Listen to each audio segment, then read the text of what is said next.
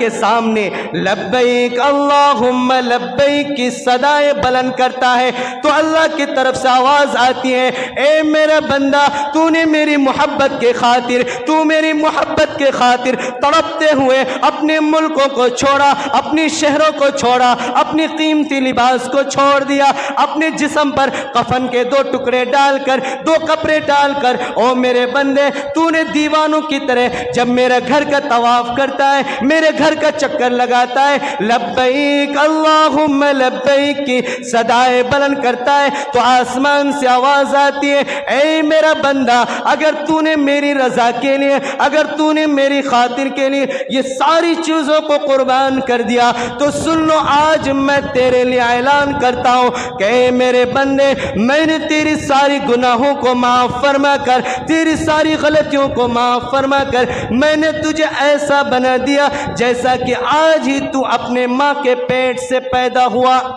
मोहतरम सामईन इकराम, मेरे बड़े बुज़ुर्गों, नौजवान साथियों और घरों में बैठी हुई इस्लाम की शहज़ादियों, ये जो महीना चल रहा है ये बड़ा बाबरकत और मुबारक महीना चल रहा है।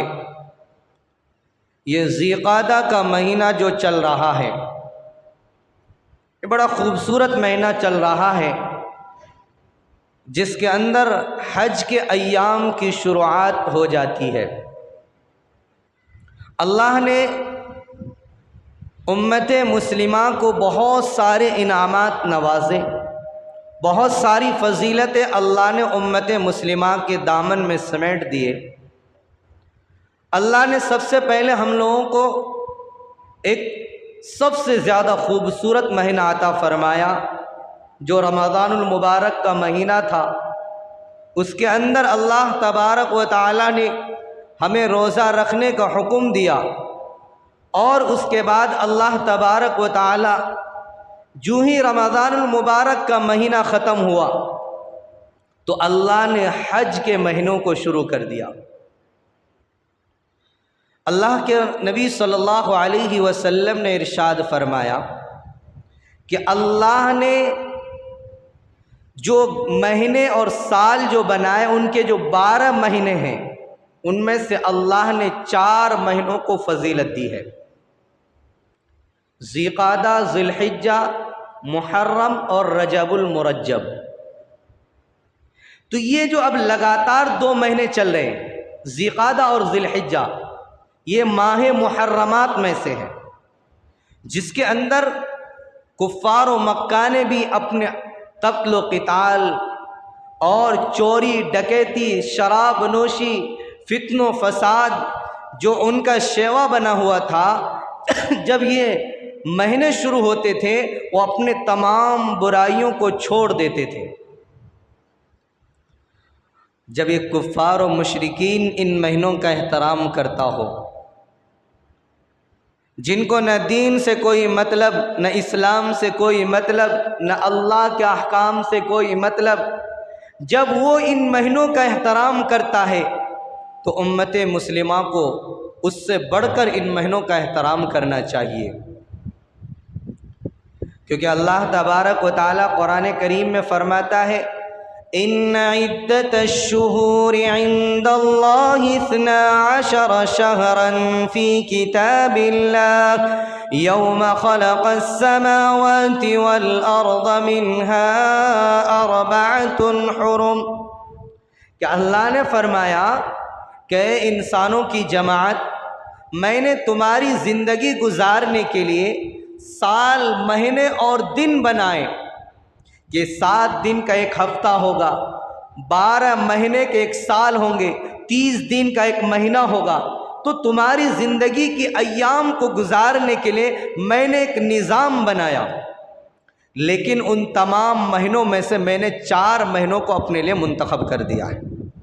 ये 4 महीने जब शुरू हो जाए तो तुम अपने अंदर गुनाहों को छोड़ दो और नेकियों को करने का अपने दिलों के अंदर जज्बा पैदा करो, अपने अंदर नेकियां ज़्यादा करने की कोशिश करो। और अल्लाह तबारक व तआला ने कुरान करीम के अंदर फरमा दिया, अल हज्जु अशहुरुम मअलूमात फमन फरद फीहिन्नल हज्ज फला रफस वला फुसूक वला जिदाल फिल हज्ज। कि अल्लाह तबारक व तआला हज को अदा करने के लिए चंद महीनों को मुंतखब किया है। उनमें से 3 महीनों को अल्लाह ने हज के लिए मुंतखब कर दिया। अल्लाह के नबी सल्लल्लाहु अलैहि वसल्लम ने फरमाया कि जब शव्वाल की पहली तारीख शुरू हो जाए, अब जो आदमी अल्लाह के घर का तवाफ़ करना चाहता है, अल्लाह के घर का हज करना चाहता है, तो वो शव्वाल की पहली तारीख से अपनी तैयारी को शुरू कर दो। क्योंकि शव्वाल, ज़िलक़ादा, ज़िलहिज्जा, अल्लाह ने इन 3 महीनों को हज के लिए मुंतखब कर दिया।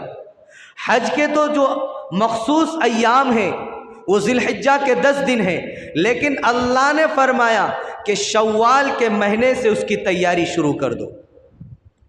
अब शव्वाल के महीने से हज की तैयारी क्यों शुरू करने? 2 महीने पहले हम क्यों शुरू करें?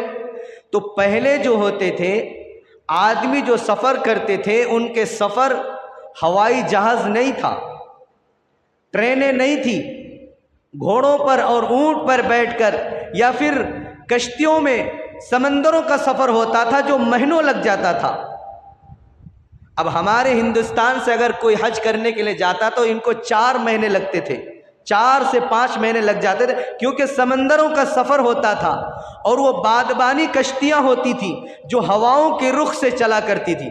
हवा का रुख जिधर होता तो वो कश्तियाँ उधर ही चलती थी, तो बहुत ज़्यादा टाइम लग जाते थे। तो इसलिए अल्लाह ने फरमाया आसानी के लिए कि मेरे बंदे जो दूर दराज से घर का सफ़र करके आएंगे, मेरे घर का तवाफ़ करने के लिए आएंगे, मेरे घर का हज करने के लिए आएंगे, ताकि उनके लिए आसानियाँ हो, उनके लिए मुश्किल ना हो कि अगर सिर्फ 10 दिन रखें हज के लिए तो बड़े मुश्किल में पड़ जाएगा कि हमारी हज कबूल होंगे कि भी नहीं, हम ये 10 दिन के अंदर अपने सफ़र को कैसे तय करेंगे, हम इतने लंबे सफ़र को वहाँ तय करके नहीं पहुँच पाएंगे।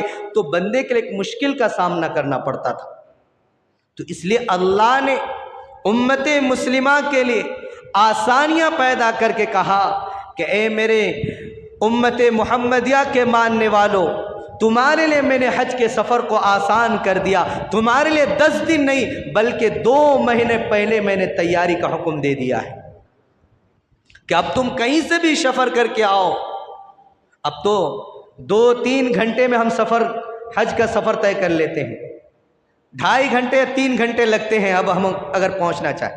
तो ये पहले नहीं थे, इसलिए अल्लाह ने शव्वाल के महीने से ही हज को लाजिम कर दिया कि अगर कोई मेरा बंदा मेरे घर का तवाफ़ करना चाहे, मेरे घर का हज करना चाहे, तो शव्वाल के महीने से वह हज का एहराम बांध सकता है। अल्लाह हमारे हजों को कबूल फरमाए, अल्लाह हम सब को हज मबरूर अता फरमाए। क्योंकि ये महीने जो चल रहे हैं ये अल्लाह को मनाने का महीना चल रहा है, ये अल्लाह तबारक व तआला से मोहब्बत को इजहार करने का महीना चल रहा है।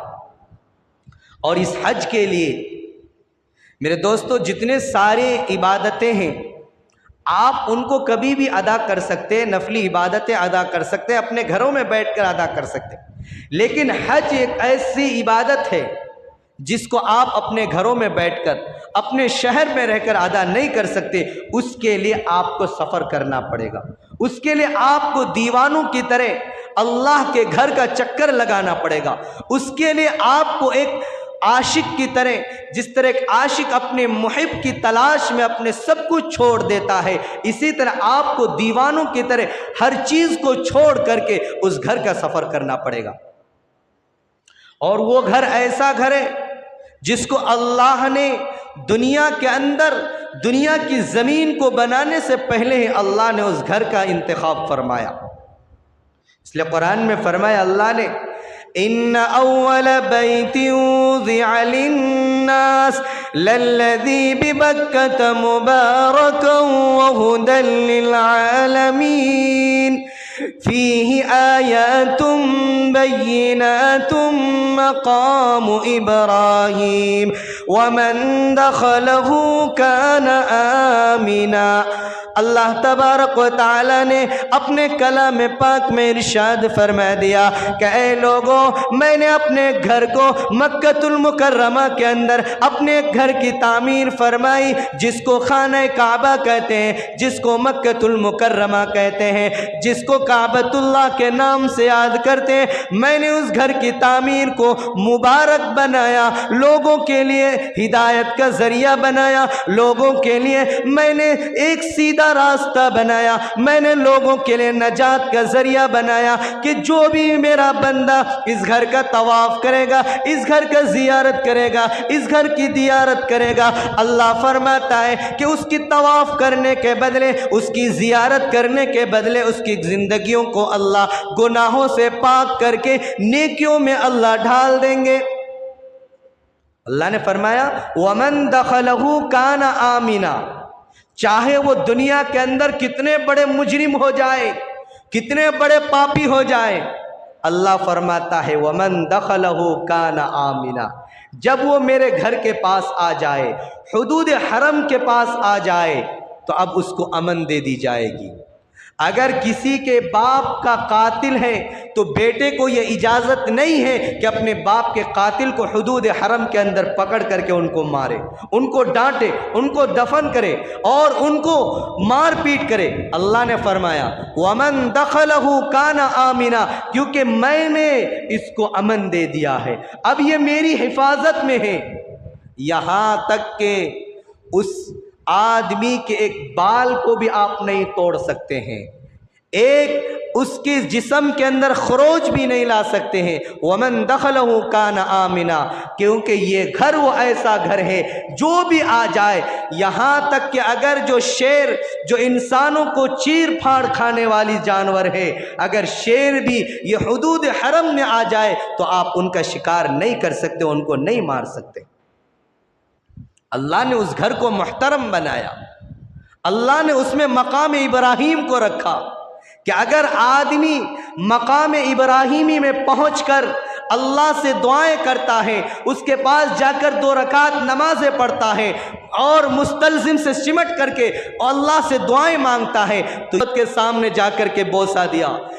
कल क़यामत के दिन अल्लाह के सामने जब हश्र के मैदान में सारे आदमी परेशान होंगे, हर आदमी अपनी गवाह देने के लिए लोगों को तलाश करेंगे, काश कि मेरी नेकी का कोई गवाह दे दे, काश मेरी नेकी के बारे में कोई बतला दे।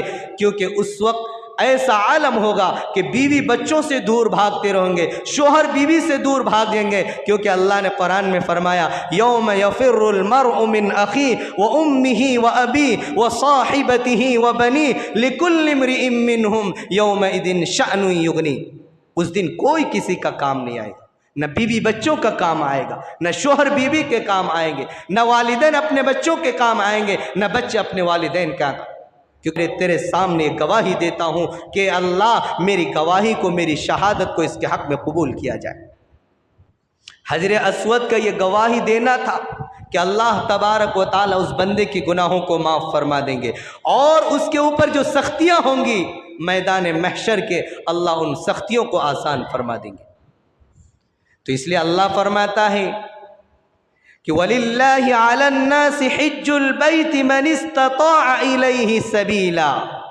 कहे लोगों, अगर तुम्हारे अंदर हज करने की ताकत है, तुम्हारे पास अगर अल्लाह ने पैसा दिया है, मालो दौलत दिया है, तो अल्लाह के घर का हज ज़रूर करो। क्योंकि कल क़यामत के दिन जब तुम अराफात के अंदर मैदान में रुकोगे और उसके बाद मुज़दलिफ़ा में जाओगे, मिना में जाओगे, ये सारी चीज़ें सफ़ा मरवा की सही करोगे और हजर अस्वद का जब तुम बोसा दोगे तो कल क़यामत के दिन मकाम इब्राहीम दी और हजर अस्वद भी अल्लाह के सामने तुम्हारी गवाही ला देंगे।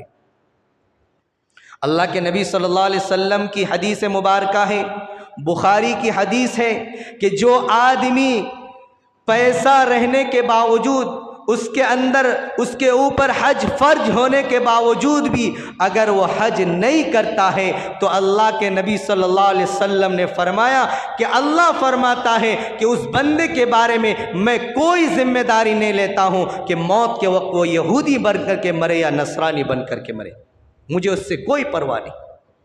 अगर अल्लाह ने मालो दौलत की इस्तिताअत दी है, मालो दौलत की ताकत दी है कि आप सफ़र हज के खर्च को बर्दाश्त करेंगे, आपके पास इतना पैसा है कि आप वहाँ तक के सफ़र के सारी सऊबतों को अपने पैसों के ज़रिए से हल कर सकते हैं, तो आपके ऊपर ज़रूरी है कि आप हज करें। वरना मेरे नबी की जो फटकार है कि अगर वह आदमी इस्तिताअत के बावजूद हज नहीं करता है तो अल्लाह उसकी कोई गारंटी नहीं लेता है कि मौत के वक्त उनकी ज़बान से अल्लाह कलमे को छीन करके यहूदी या नसरानी की हालत में उनकी मौत अता फरमाए।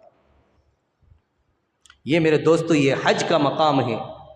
अल्लाह के नबी सल्लल्लाहु अलैहि वसल्लम ने फरमाया कि हज जब आदमी करता है तो एक दीवाना हो जाता है, एक मजनू बन जाता है। जिस तरह मजनू अपने लैला से मोहब्बत के तकाजे को पूरा किया कि जब मजनू के लैला के घरों से अगर कोई कुत्ता भी आता था, लैला के साथ जिस तरह मजनू ने मोहब्बत की थी, पूरे वाक़यात लिखा है लेकिन मैं वाक़यात की तरफ नहीं जाता, इंशाअल्लाह कभी बयान करूंगा उस वाक़े को कि लैला के घर से अगर जो कुत्ता भी आता था तो मजनू उसके लिए अपने चादर को, अपनी पगड़ी को उतार करके उस कुत्ते के लिए बिछा दिया करते थे, उस कुत्ते को चूमा करते थे। लोगों ने पूछा कि ए मजनू, इस कुत्ते को तुम क्यों चूमते हो, इस कुत्ते की तुम इतनी खातिर तवाज़ी क्यों करते हो?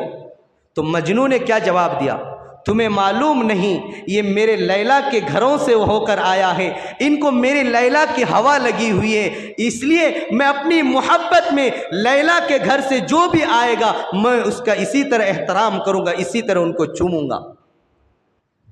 इसी तरह जिस तरह मजनू ने लैला से मोहब्बत की थी, हमारी भी मोहब्बत अल्लाह के साथ होनी चाहिए। हमारी भी मोहब्बत अल्लाह के साथ ऐसी होनी चाहिए कि जिसकी निस्बत अल्लाह के साथ जुड़ जाए, हम उसको इज्जत के साथ, एहतराम के साथ उसको अपने दिलों के अंदर बसाए, अपनी आँखों से उनको चूमे, अपने दिल के अंदर उसकी मोहब्बत को पैदा करें। हज़रत अल्लामा कुरैशी रहमतुल्लाह अलैह हमारे अकाबिरीन में से बहुत बड़े बुज़ुर्ग गुज़रे हैं। उन्होंने एक मोहब्बत की दास्तान लिखे हैं, एक मोहब्बत के ऊपर बयान किया है कि जब दुनिया वाले एक मोहब्बत, एक आशिक एक अपने माशूक के लिए कैसे मोहब्बत करता है, उसके 5 मनाजिल तय करते हैं। आदमी को अगर किसी से मोहब्बत हो जाए तो अपने महबूब को मनाने के लिए वो उसके घर का चक्कर लगाता है। एक मर्तबा जाता, दूसरी मर्तबा जाता है, तीसरी मर्तबा जाता है। कभी न कभी मेरा महबूब मुझे देखकर पूछे लेगा कि तुम मेरे घर का चक्कर क्यों लगाते हो, चलो आओ, अगर तुम मेरे घर का चक्कर लगाते हो, तुम अगर मुझसे मोहब्बत करते हो तो मैं भी तुमसे मोहब्बत का इजहार करता हूँ। क्या करता है? अपने महबूब के घर का चक्कर लगाता है। दूसरा तरीका इख्तियार करता है कि अपने महबूब के लिए, अपनी महबूब की मोहब्बत को पाने के लिए आदमी भूख की शिद्दत को बर्दाश्त करता है, भूखे रहता है, दीवाना बन जाता है, खाना पीना छोड़ देता है, अपने आप को थकाता है, अपने आप को बीमार कर देता है, ताकि मेरे सामने की महबूब को तरस आ जाए कि वो मुझे, मेरी हालत को देखकर वो अपनी मोहब्बत का इजहार करके मुझ पर तरस खा जाए। फिर तीसरा तरीका आदमी इख्तियार करता है कि अपने मालों को लुटाता है, अपने पैसों को खर्च करता है कि चलो मैं अपने महबूब के खातिर अपने पैसों को लुटाऊं, अपने मालों को लुटाऊं, ताकि मेरे महबूब मेरे माल की कदर करके अपनी मोहब्बत का इजहार कर देंगे मुझसे।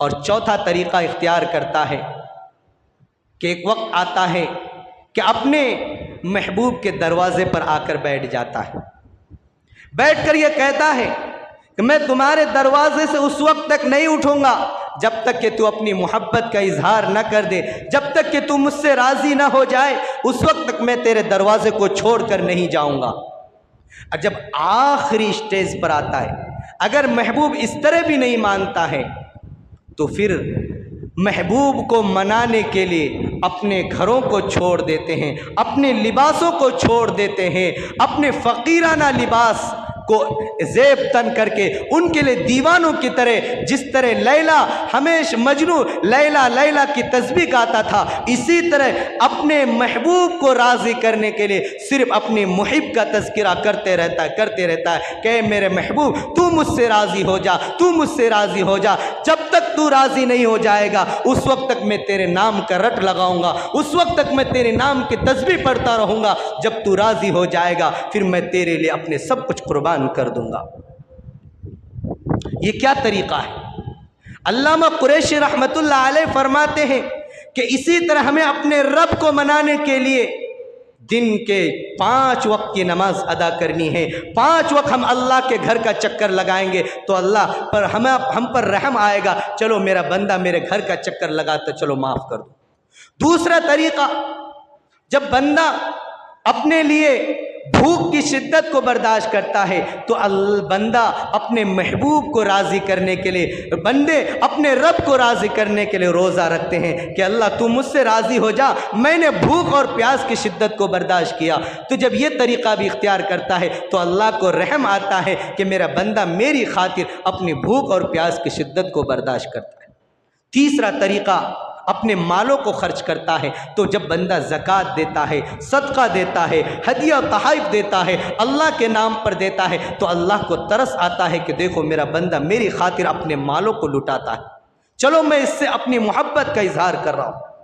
चौथा तरीक़ा, जब बंदा अपने घरों को छोड़कर अल्लाह के घर में डेरा डाल देता है, तकाफ में बैठता है तो अल्लाह उस वक्त राज़ी हो जाता है। जब आखिरी तरीक़ा आता है, आखिरी तरीक़ा जो आता है कि अब मेरा महबूब इस तरह भी नहीं माना तो चलो मैं अपने जिस्म के आले कपड़े को निकाल करके फेंक देता हूँ, अपने फ़कीरों की तरह लिबास ज़ेब तन कर देता हूँ। तो जब बंदा अपने जिस्म पर कफन के 2 टुकड़े डाल देता है, इहराम के 2 कपड़े को अपने जिस्म के अंदर डाल करके अल्लाह के सामने ये अदाएँ लगाता है, ये सदाएँ बुलंद करता है, ए मेरा रब, ए मेरे महबूब, आज मैं तुझको राज़ी करने के लिए अपने घरों को भी छोड़ा, अपने शहरों को भी छोड़ा, अपने कपड़ों को भी छोड़ा। ए अल्लाह मैंने सारी चीज़ों को छोड़ दिया। ए अल्लाह मेरे सर पर बेहतरीन कपड़े थे, बेहतरीन अमामा था, मेरे पैरों में बेहतरीन जूते थे, चप्पल थे, शूज़ थे, सारी चीज़ों को मैंने निकाल करके फेंक दिया। ए अल्लाह सिर्फ तेरी मोहब्बत के लिए, तेरी रज़ा के लिए। जब बंदा ये सदाएं लगाता है, लब्बैक अल्लाहुम्मा लब्बैक, लब्बैक ला शरीक लक लब्बैक, इन्नल हम्दा वन्निअमत लक वल मुल्क ला शरीक लक। जब बंदा अपने रब के सामने लब्बैक अल्लाहुम्मा लब्बैक की सदाएं बुलंद करता है तो अल्लाह की तरफ से आवाज़ आती है, ए मेरा बंदा, तूने मेरी मोहब्बत के खातिर, तू मेरी मोहब्बत के खातिर तड़पते हुए अपने मुल्कों को छोड़ा, अपनी शहरों को छोड़ा, अपनी कीमती लिबास को छोड़ दिया, अपने जिस्म पर कफन के 2 टुकड़े डालकर, 2 कपड़े डालकर। ओ मेरे बंदे, तूने दीवानों की तरह जब मेरे घर का तवाफ करता है, मेरे घर का चक्कर लगाता है, लब्बैक अल्लाहुम्मा लब्बैक की सदाएं बुलंद करता है तो आसमान से आवाज़ आती है, ऐ मेरा बंदा, अगर तूने मेरी रज़ा के लिए, अगर तूने मेरी खातिर के लिए ये सारी चीज़ों को कुर्बान कर दिया तो सुन लो, आज मैं तेरे लिए ऐलान करता हूँ कि मेरे बंदे, मैंने तेरी सारी गुनाहों को माफ़ फरमा कर, तेरी सारी गलतियों को माफ़ फरमा कर मैंने तुझे ऐसा बना दिया जैसा कि आज ही तू अपने माँ के पेट से पैदा हुआ। जब बंदा अल्लाह के सामने दीवानों की तरह, फ़कीरों की तरह लब्बैक अल्लाहुम्मा लब्बैक की सदाएं बुलंद करता है, की तरफ से यह ऐलान होता है कि मेरे बंदे, तूने मेरे खातिर मेरे दीवाना बनकर, तूने फ़कीरों की तरह, तूने भिखारियों की तरह मेरे सामने भीख मांगता है कि अल्लाह तू मुझसे राज़ी हो जा। या अल्लाह मैंने सब कुछ छोड़ दिया, बीवी बच्चों को छोड़ दिया, अपने घर बार को छोड़ दिया, या अल्लाह तेरे घर का चक्कर लगाता हूँ। या अल्लाह जिस तरह एक महबूब अपनी मुहिब का घर का चक्कर लगाता है, ऐसी मैं भी तेरे घर का चक्कर लगाता हूँ, तेरे घर का तवाफ करता हूँ। या अल्लाह मैं तुझे हाजिर नाज़िर कहकर, या अल्लाह मैंने अपने सारे पिछले गलतियों को छोड़ दिया, तौबा कर दिया, मेरी तौबा कबूल कर ले, मेरी मग़फ़िरत फरमा दे। अल्लाह के नबी सल्लल्लाहु अलैहि वसल्लम फरमाते हैं कि जब तमाम अरकान को पूरा कर लेता है तो उस वक्त अल्लाह आसमान से एक फरिश्ते को भेजते हैं जो पहली मर्तबा आसमान से ज़मीन पर आते हैं, और सिर्फ हज के अय्याम में एक एक बंदे के लिए मखसूस फरिश्तों को भेजते हैं। हर बंदे के मोंडे पर वो फरिश्ता हाथ रख कर फरमाता है, ए अल्लाह के बंदे, आज अल्लाह ने आसमान के अंदर तमाम फरिश्तों में तेरे लिए ऐलान कर दिया है कि आज से पहले जितने भी तूने गुनाह किए थे, अल्लाह तेरी तमाम पिछले गुनाहों को माफ़ कर दिया। और अल्लाह आज तुझे ऐसा बना दिया जैसा कि तू अपनी माँ की गोद में पहली मर्तबा जन्म लिया था। जब तेरे पैदा होने के वक्त तेरे जिस्म पर, तेरे नामे आमाल में कोई गुनाह नहीं था, कोई खता नहीं थी, अल्लाह ने आज तेरे नामे आमाल को ऐसा कर दिया। अब जाओ सिरे तौर पर तुम अपने किया करो, अब नामा आमाल के अंदर फिर से तुम्हारे काम काज को, तुम्हारे नेकियों को, तुम्हारी बुराइयों को सिरे से लिखा जाएगा। तो ये है मेरे दोस्तों, ये मकाम, ये मर्तबा। हज़रत इब्ने अली मुअफ़्फ़क़ रहमतुल्लाह अलैह एक बहुत बड़े बुजुर्ग गुजरे, एक वाक़या सुनाता हूँ। बहुत बड़े बुजुर्ग जिन्होंने 70 मरतबा हज किए। कितनी मरतबा? 70 मरतबा हज किए। अराफात की शब में, अराफात की शब में मिना की मस्जिद में उनको एक नींद का गलबा हुआ, क्योंकि अराफात के मैदान में बहुत लंबा रुकना पड़ता है, और हज का जो सबसे बड़ा जो अरकान है वो वक़ूफ़ अराफा है। अगर जिसका वक़ूफ़ अराफा नहीं हुआ उसका हज ही नहीं हुआ। ये हज के अंदर सबसे बड़ा अरकान जो है वक़ूफ़ अराफात का है, जिस अराफात के मैदान में अल्लाह के नबी सल्लल्लाहु अलैहि वसल्लम ऊँटनी की पीठ पर बैठ करके 5 घंटे अपनी गुनहगार उम्मत की मग़फ़िरत के लिए दुआएं की हैं। 5 घंटे, 1-2 घंटे नहीं। और अराफात के मैदान के अंदर कोई एयर कंडीशन रूम नहीं है, बिल्कुल खुला मैदान है। अल्लाह के नबी ने फरमाया कि अगर जो हश्र के मैदान का तसव्वुर करना चाहता है कि हश्र के मैदान कैसे कायम होगा, वो अराफात के मैदान को देख ले, क्योंकि अराफात के मैदान ही हश्र का मैदान होगा। अल्लाह उस मैदान की याद को अराफात, वक़ूफ़ अराफा में याद दिलाता है कि हाजियों, ए लोगों, इस मैदान को याद रखो, क़यामत की दिन तो हश्र का मैदान होगा। हश्र के अंदर जो लोगों का एक जंबे गफ़ीर, एक भीड़ जमा होगी, ये इसी तरह होगा जिस तरह वक़ूफ़ अराफा में लोग रुके हुए। 5 घंटे ऊँटनी की पीठ पर बैठकर सिर्फ अल्लाह के सामने ये दुआ कर रहे थे, अपने लिए नहीं मांग रहे थे, बीवी बच्चों के लिए नहीं, कह अल्लाह मेरी गुनहगार उम्मत की मग़फ़िरत फरमा दे। या अल्लाह मालूम नहीं आइंदा मर्तबा मैं हज करूँगा कि नहीं करूँगा, या अल्लाह शायद ये मेरी ज़िंदगी की आखिरी हज है, या अल्लाह मुझे नहीं मालूम कि मैं अब दूसरी मर्तबा इस घर के अंदर आ सकूँगा कि नहीं, मैं वक़ूफ़ अराफा के अंदर ठहर सकूँगा कि नहीं। मेरे दोस्तों, हज़रत आयशा सिद्दीक़ा रज़ियल्लाहु ताला अन्हा मेरे नबी के साथ में थी। फरमाते हैं कि मेरे नबी 5 घंटे हो गए ऊँटनी की पीठ पर ज़ारो कतार रोए, रोते रहे और अपनी उम्मत के लिए बख्शिश की दुआएं करते रहे। या अल्लाह मेरी उम्मत, मेरी उम्मत, मेरी उम्मत, या अल्लाह हश्र के मैदान जब मेरी उम्मत इसी तरह परेशान हाल होंगे जिस तरह अराफात के मैदान में, या अल्लाह खुले आसमान में, या अल्लाह धूप है, धूप की शिद्दत को, गर्मी की शिद्दत को बर्दाश्त करके मेरी उम्मत यहाँ परेशान हाल है, या अल्लाह यहाँ की परेशानियों को या अल्लाह बर्दाश्त तो कर सकते हैं, या अल्लाह हश्र के मैदान में मेरी उम्मत वहाँ की गर्मी को, वहाँ की शिद्दत को बर्दाश्त नहीं कर सकते। या अल्लाह मेरे लिए, या अल्लाह मेरी उम्मत के अल्लाह तू माफ़ फरमा दे। या अल्लाह जितनी तकलीफ देनी हो, जितनी परेशानियां देनी हो, आज मैं मुहम्मदुर रसूलुल्लाह अपनी उम्मत के खातिर सारी तकलीफ़ों को बर्दाश्त करने के लिए तैयार हूँ। सारे सहाबा परेशान, अम्मा आयशा परेशान कि अल्लाह के नबी ऊँटनी की पीठ से उतर जाइए, क्योंकि ऊँटनी की पीठ कोई नरम चीज़ नहीं होती है, वो सख्त होती है। मेरे दोस्तों कमर अकड़ जाते हैं, लेकिन मेरे नबी सल्लल्लाहु अलैहि वसल्लम उतरने का नाम नहीं ले रहे। दुआ करते करते हज़रत इब्न अब्बास रदी अल्लाह ताला अन्हु जो मेरे नबी सल्लल्लाहु अलैहि वसल्लम के सामने थे, अचानक मेरे नबी सल्लल्लाहु अलैहि वसल्लम की चेहरों के अंदर बशासत आई। रोते रहे, रोते रोते अपनी गुनहगार उम्मत के लिए जब रो रहे थे तो अचानक रोते रोते मेरे नबी हंसने लगे, मुस्कुराने लगे। तो सहाबा ताज्जुब में पड़ गए। कहा कि क्या हुआ अल्लाह के नबी? कहा कि मेरे बंदो, अल्लाह ने मेरी इस तकलीफ़ को देखकर, अल्लाह ने मेरी परेशानियों को देखकर, अल्लाह ने मेरी आंसुओं के सदक़े में अल्लाह ने मेरी उम्मत को माफ़ फरमा दिया।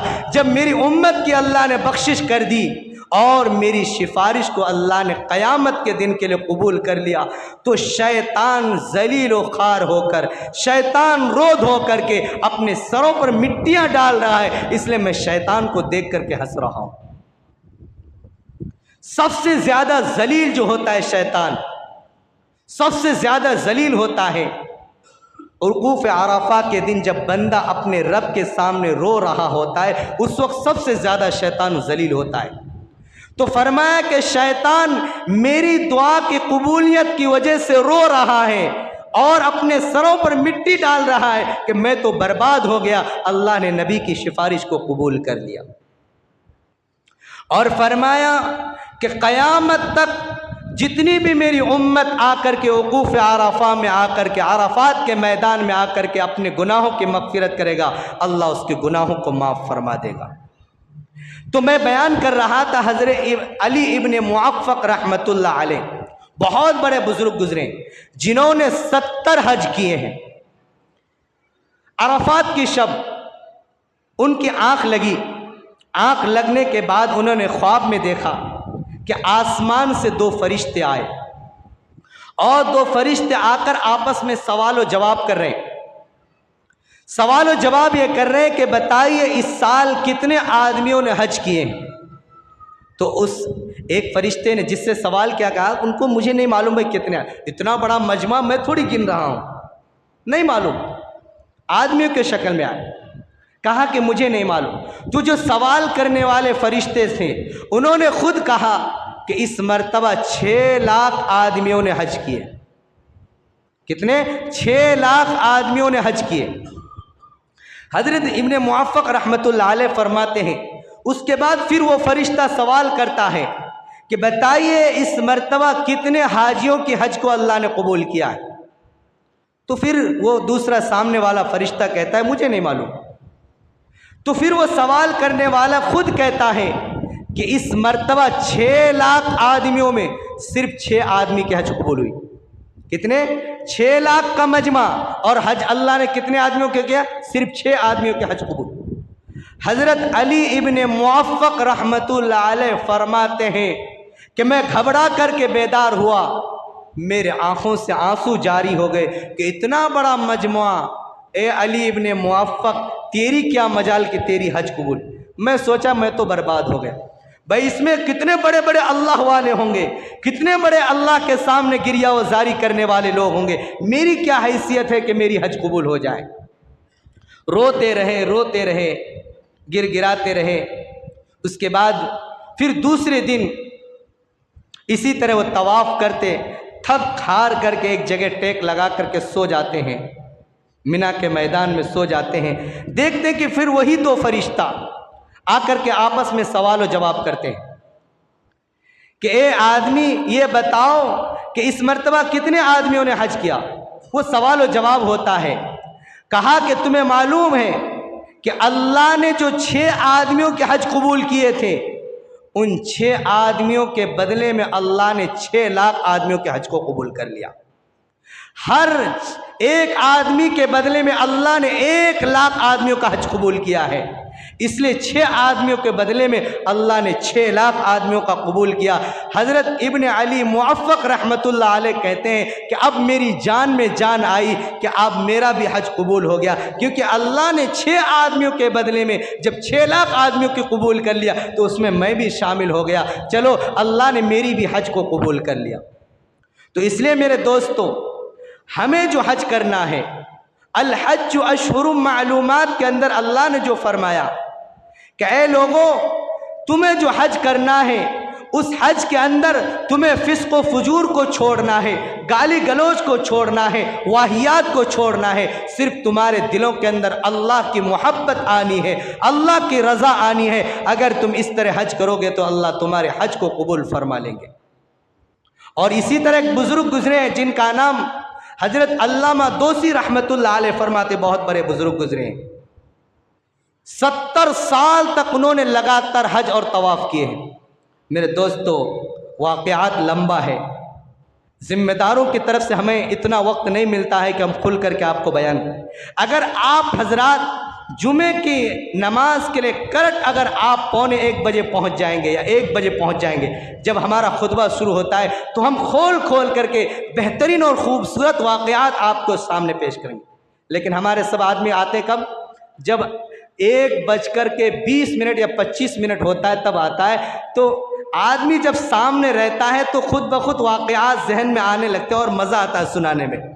अगर आप लोग बेहतरीन हज के मौके पर और इंशाअल्लाह क़ुरबानी का वाक़या, फिर हज़रत इस्माइल और हज़रत इब्राहिम की क़ुरबानी, कैसे बाप, ये सारे वाक़यात आपके सामने आएंगे, बशर्ते कि अगर आप हमारा साथ देंगे तो हम भी आपका साथ दे करके खूबसूरत वाक़यात कुरान और हदीस के मुतालिक आपको बयान आएंगे। सब हज़रत आइंदा जुमा जल्दी, अगर जल्दी आएंगे तो अच्छे वाक़यात सुनाऊंगा, नहीं आएंगे तो फिर वही घसा पिटा सुना करके बात ख़त्म हो जाए। इसलिए जल्दी आने की फ़िक्र करें ताकि सारी बात खूबसूरत जो अब ये जो 70 साल का वाक़या मैं सुनाने वाला, बड़ा खूबसूरत वाक़या था, लेकिन वक्त इजाज़त नहीं देता, इंशाअल्लाह आइंदा सुनाऊंगा।